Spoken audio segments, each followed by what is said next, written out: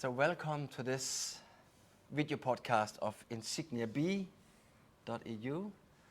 And today we are sitting in a gym. In the gym. Actually, yeah. And you can see there's lots of boxes behind us, and that's what we want to talk about. And again, Chef, who are you?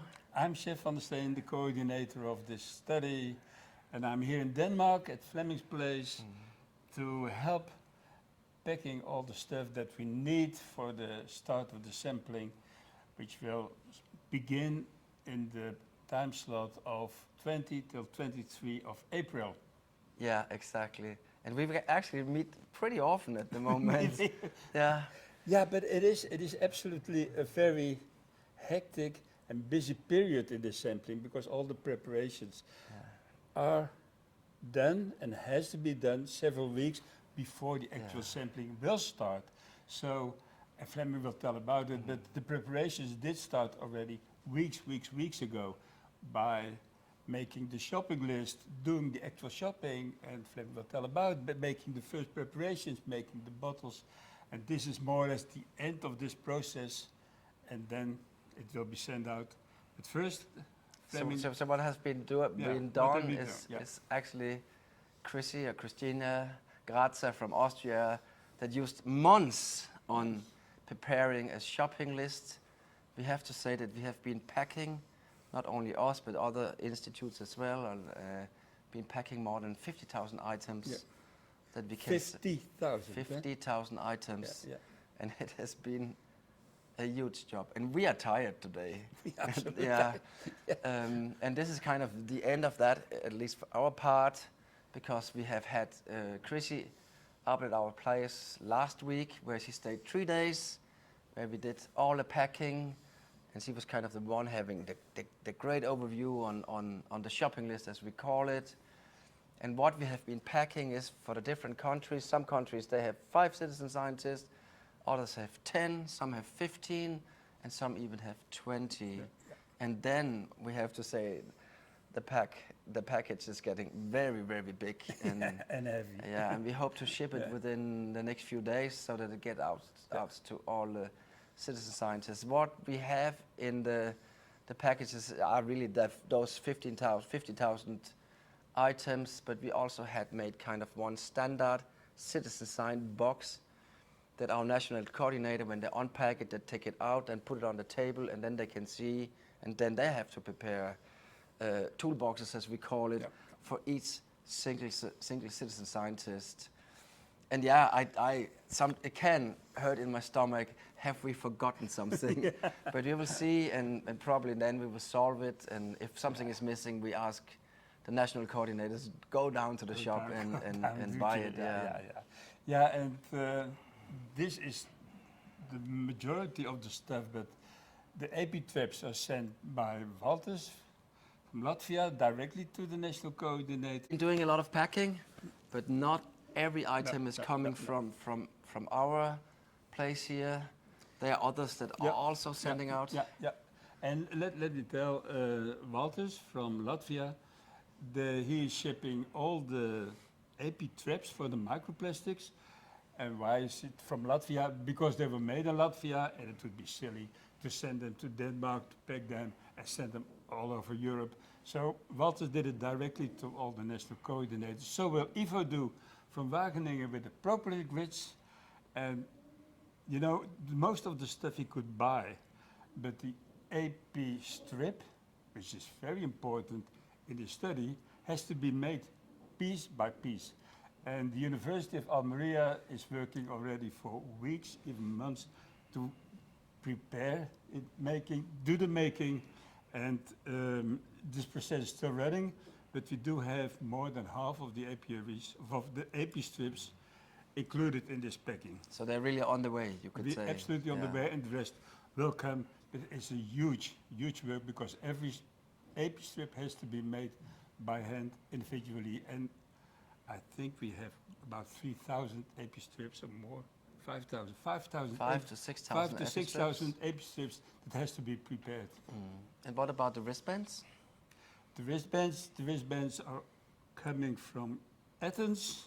They are prepared now, Wristbands are used for the air pollutants, and they has to be washed, cleaned. So the moment they go inside the hive and act as an in-hive passive sampler, it has to be absolutely zero compounds in it, so that everything that we are recording in the hive is a reflection of the environment. Yeah, so we're very nervous for contamination. Yeah, yeah. And we're really talking a lot about contamination Yeah. from the beekeeper himself. Yeah, yeah.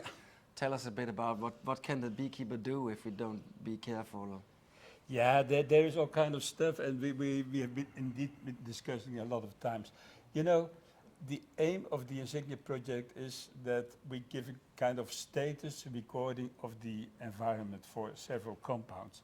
So and the honeybee colony can reflect its environment. But for instance, when the beekeeper is using hand cream for whatever reasons, hand cream may, and many do, contain heavy metals, for instance, like zinc.